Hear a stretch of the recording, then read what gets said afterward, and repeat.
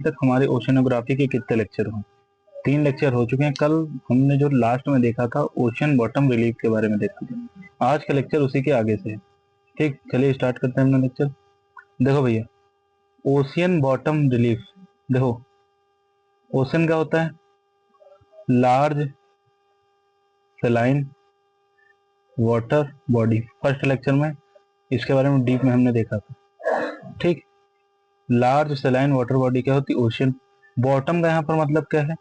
Deep surface, deep surface. और relief का मतलब क्या होता है? जो ओशन के अंदर स्ट्रक्चर्स बने होते हैं उन्हीं को रिलीफ बोलते हैं। स्ट्रक्चर हम इन शॉर्ट कह सकते हैं कि it is the study of ocean bottom structure. ठीक है, समझ में आई बात? या तो हम और अगर शॉर्ट में जाएं तो कह सकते हैं topography, topography under ocean water, ocean water. ठीक, अब हम इसको सब डिवाइड करेंगे। देखो, ओशियन बॉटम रिलीफ को हम दो भागों में बांटते हैं। एक होता है हमारा कॉन्टिनेंटल, कॉन्टिनेंटल मार्जिन, और दूसरा होता है अबाइसल प्लेन, अबाइसल प्लेन।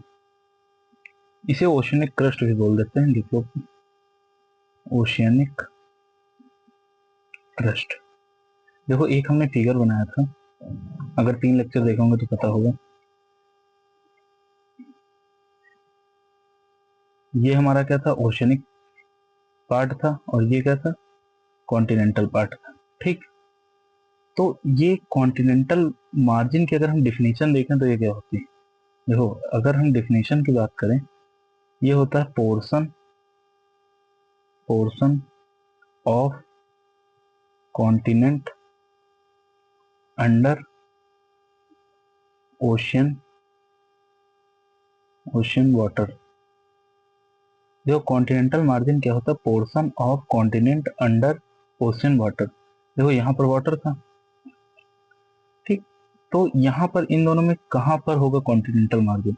देखो, portion of continent under ocean water, तो ये तो ओशियन के वाटर के अंदर है नहीं। ये वाला ऊपर ये जो पार्ट है, ये वाला पार्ट ओशियन के अंदर है, तो इसी को हम क्या बोलते हैं? ये वाला जो पार्ट है इसे हम बोलते हैं कॉन्टिनेंटल मार्जिन। समझ नहीं बात? ये ओशियन का कितना पार्ट होता है? ये पूरे ओशियन का, ये इसका कितना पार्ट होता है? इसका 17.5% होता है। और जो कॉन्टिनेंटल मार्जिन के बाद का ये पार्ट हुआ, इसे हम बोलते हैं अबाइसल प्लेन। ये कितना होता है? ये 82.5% होता है। दोनों बातें समझ में आई? सबसे पहले हमने क्या देखा? ओशियन बॉटम रिलीफ के बारे में। वो क्या था? टोपोग्राफी अंडर ओशियन वाटर को ही क्या बोलते हैं? Ocean bottom relief. इसके बाद उसको हमने दो भागों में बांटा। पहला है कॉन्टिनेंटल मार्जिन, दूसरा था अबाइसल प्लेन। कॉन्टिनेंटल मार्जिन क्या होता है? Portion of continent under ocean water. तो ये वाटर के अंदर है, तो ये क्या हो गया? Continental margin. ये पूरे ओशियन में कितना होगा? 17.5%। और अबाइसल प्लेन इसके बाद का जो ये है, इसे अबाइसल प्लेन या ओशियनिक क्रस्ट बोलते हैं। ठीक, ये कितना होता है? 82.5% होता है। देखो, अब आगे हम क्या देखेंगे? अब हम इसको तीन सब डिवाइड करेंगे, तीन भागों में। सबसे पहले क्या देखा? ओशियन बॉटम रिलीफ, उसको दो भागों में डिवाइड किया। कॉन्टिनेंटल मार्जिन देखा। अब हम कॉन्टिनेंटल मार्जिन को तीन भागों में डिवाइड करेंगे। ठीक, आगे चलते हैं। देखो, ओके, पहले हम एक बार लिख के बताते हैं, इसका फिगर समझ में आएगा। इसको हम इरेज कर देते हैं। देखो, ये हमने कहा पहला पार्ट जो ओशियन बॉटम रिलीफ में जो डिवाइड किया वो कॉन्टिनेंटल मार्जिन था, कॉन्टिनेंटल मार्जिन।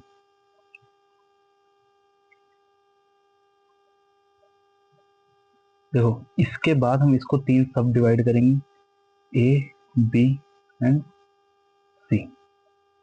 देखो पहला होगा कॉन्टिनेंटल सेल्फ, जो होता है 7.5%, 7.5%, ठीक। और दूसरा होता है कॉन्टिनेंटल स्लोप, जो इसका 8.5% होता है। और लास्ट में होता है कॉन्टिनेंटल राइज, जो इसका 1.5% होता है। ठीक, बात समझ में आई पूरी। देखो अगर हम इसी को फिगर से देखें तो कैसे होगा, अगर हम इसको इरेज कर रहे हैं, ठीक। देखो एक ही हमने फिगर अभी तक बनाया है, उसी में हम समझते हैं इसको।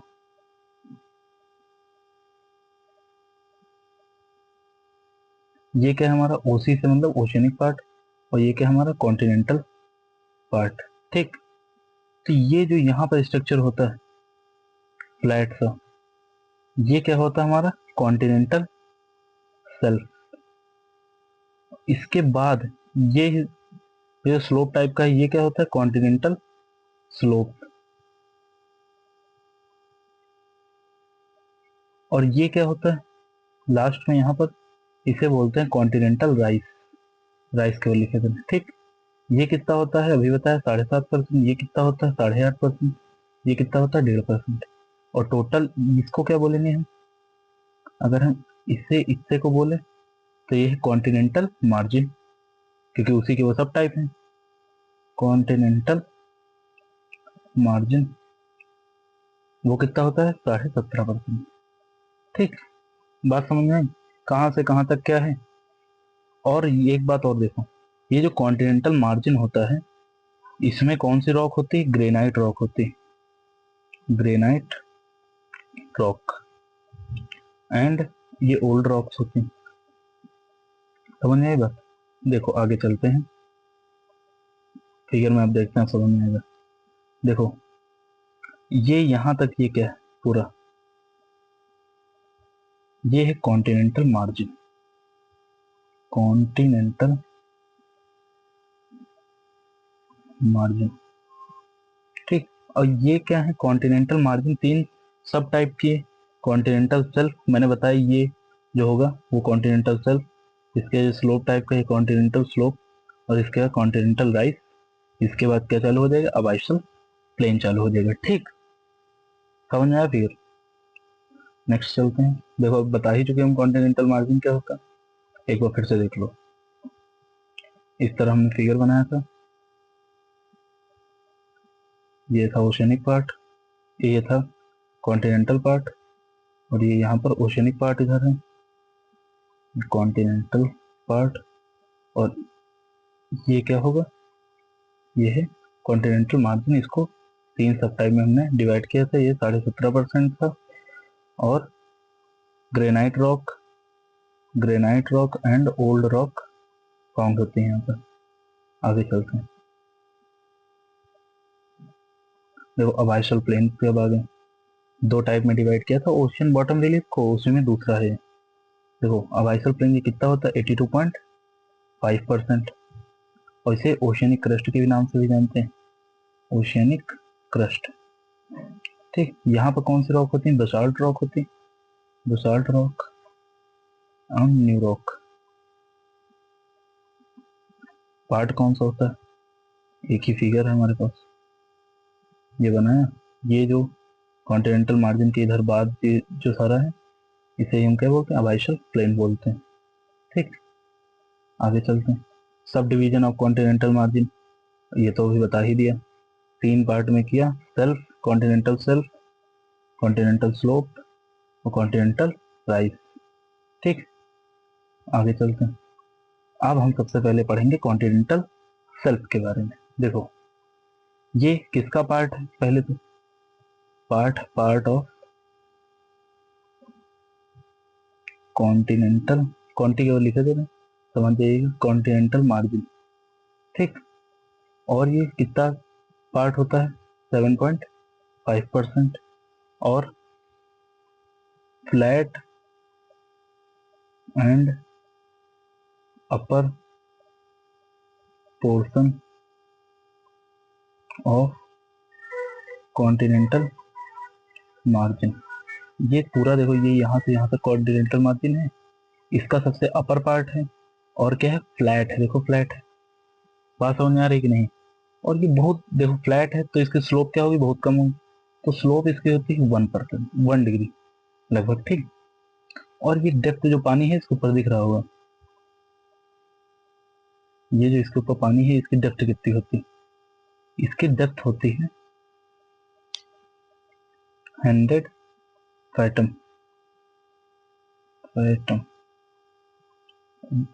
और एक फैटम, 1 फैटम इक्वल टू होता है 1.829 मीटर, ठीक। देखो क्या क्या हमने कॉन्टिनेंटल शेल्फ में देखा, part of continental margin 7.5% flat होगा, और कॉन्टिनेंटल मार्जिन का अपर पार्ट होगा, स्लोप 1%, 1 डिग्री, और डेप्थ 100 फैटम। देखो अब अगर बात करें ये बनता कैसे, देखो इसको हम इरेज करते हैं, ठीक। ये बनता कैसे, देखो यहाँ से सीवीएस आएंगी, और जैसे जैसे ऊपर बढ़ती जाएंगी, बड़ी होती जाएंगी, तो यहाँ पर इरोजन करेंगी। तो जो इरोजन होता है सीवीएस के द्वारा, उससे क्या होता है, ये फ्लैट सरफेस फॉर्म्ड होता है, ठीक। सी वेव जो इरोड करते हैं, eroded and flat structure formed, ठीक। इरोजन क्या है, sea wave eroded and flat structure found. Deposition क्या होता है, देखो अब फ्लैट स्ट्रक्चर तो बन गया, बट डिपोजिशन भी यहाँ होगा, तो कॉन्टिनेंटल सेडिमेंट यहाँ पे क्या होंगे, आके डिपोजिट हो जाएंगे, कॉन्टिनेंटल सेडिमेंट डिपॉजिट। देखो अब भैया एक क्वेश्चन हम देखते हैं कि कहाँ पर ये ज्यादा होगा कॉन्टिनेंटल शेल्फ, और किस बाउंड्री पे कम होगा। बाउंड्री मतलब डाइवर्जेंट बाउंड्री और कन्वर्जेंट बाउंड्री, ठीक। देखते हैं हम, देखो ये देखो क्वेश्चन है, एट कन्वर्जेंट बाउंड्री, कन्वर्जेंट मतलब मान लो ये दो प्लेट हैं, ये कन्वर्ज कर रही हैं, और एट डाइवर्जेंट बाउंड्री मतलब ये दूर जा रही हैं। तो at convergent boundary plate continental shelf are not found. यहाँ पर कॉन्टिनेंटल शेल्फ जो होगा, कॉन्टिनेंटल शेल्फ वो नहीं पाया जाएगा, और यहाँ पर पाया जाएगा। तो इसका रीजन क्या है, ठीक। इसका रीजन हम देखते हैं क्या, देखो हम समझा देंगे, आंसर आपको ही। देखो भैया आगे चलते हैं।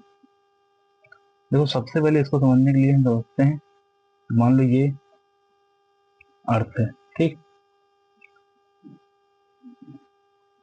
ये लिथोस्फीयर वाला पार्ट हो गया, लिथोस्फीयर 0 से 90 किलोमीटर के बीच लिथोस्फीयर होती, और यहाँ पर मान लो मैग्मा है, मैग्मा इस पार्ट, ठीक। तो यहाँ पर प्लेट्स होंगी, यहाँ पर नहीं, यहाँ पर प्लेट्स, ठीक। मान लो दूसरी प्लेट ये, तीसरी प्लेट ये बनाएंगे।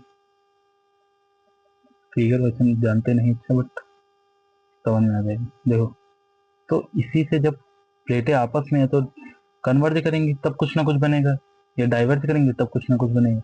तो यही हम देखते हैं। देखो अगर क्रस्ट क्रस्ट बनी डाइवर्जेंट या कन्वर्जेंट होने पर, तो कॉन्टिनेंटल शेल्फ बनेगा, ठीक।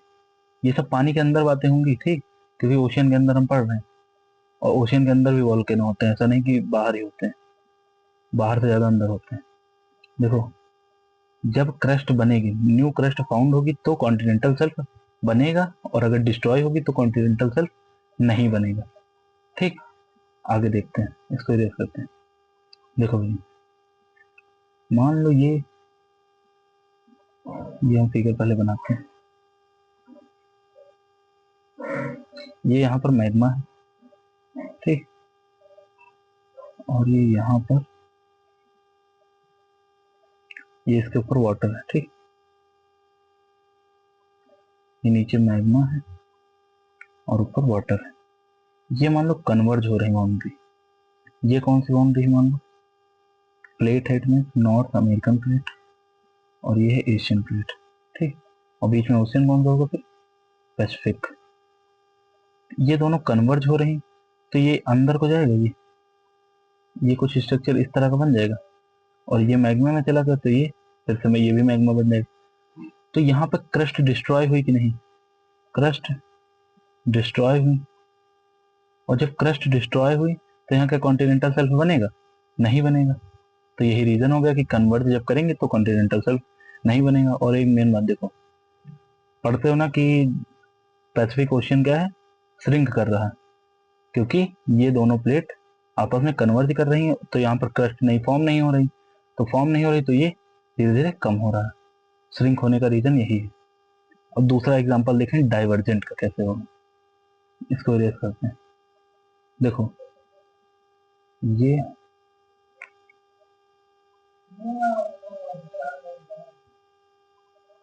देखो ये दूर जाएगी, डाइवर्जेंट मतलब दूर जाना, और यहाँ पर मैग्मा है,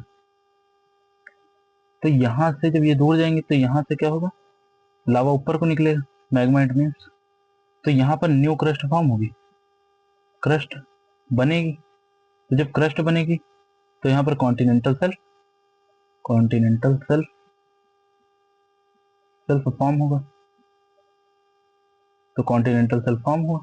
समझ में है कि कन्वर्ज में कैसे फॉर्म होता है और डाइवर्ज में? देखो कन्वर्ज में क्या होगा? फॉर्म नहीं होगा, और डाइवर्ज में कैसे फॉर्म होगा, ठीक। अब इसी को आपको अपने वर्ड्स में लिखना है, बस उसका आंसर यही है, ठीक। और ये किसका एग्जांपल मैंने दिया? देखो ये है अटलांटिक ओशियन, ये है अटलांटिक ओशियन।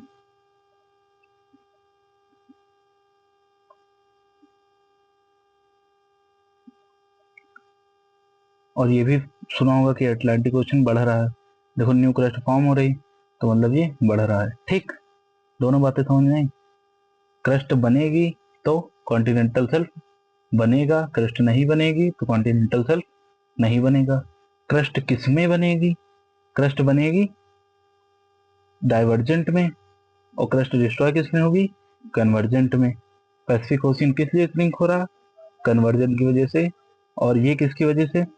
अटलांटिक ओशियन बढ़ रहा है डाइवर्जेंट की वजह से, ठीक। इसको हम इरेज करते हैं, आगे देखते हैं। देखो सबसे बड़ा कुछ, देखो ये बन रहे हैं कॉन्टिनेंटल शेल्फ, तो सबसे बड़ा भी तो होगा, वाइडेस्ट मतलब चौड़ा।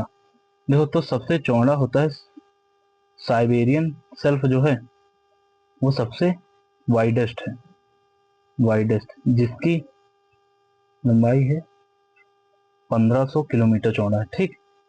और ये किस ओशियन में है? ये है आर्कटिक ओशियन में, आर्कटिक ओशियन में है। ये क्वेश्चन आ चुका है कि साइबेरियन शेल्फ किस ओशियन में है? ये आर्कटिक ओशियन में है। अच्छा ये किस लिए बनते हैं? यहाँ पर क्या कुछ फाउंड भी तो होता होगा, ये कॉन्टिनेंटल शेल्फ बनने हैं तो यहाँ पर पेट्रोलियम मिलता है, समझ में? लिख लेना कहीं पर, पेट्रोलियम, पेट्रोलियम यहाँ पर फाउंड होता है, ठीक। तो आज हमने क्या क्या देखा? देखो भैया सबसे पहले हमने ओशियन बॉटम रिलीफ को दो भागों में बांटा, एक कॉन्टिनेंटल मार्जिन और एक अबाइशल प्लेन। ये 17.5%, ये 82%, ठीक। इसके बाद इसको हमने 3 में डिवाइड किया, और इसका पहला वाला कॉन्टिनेंटल शेल्फ पढ़ा है, ठीक। और आगे इसको और इसके बारे में हम नेक्स्ट लेक्चर में बात करेंगे। धन्यवाद। प्लीज शेयर एंड सब्सक्राइब, ठीक भैया, बाय।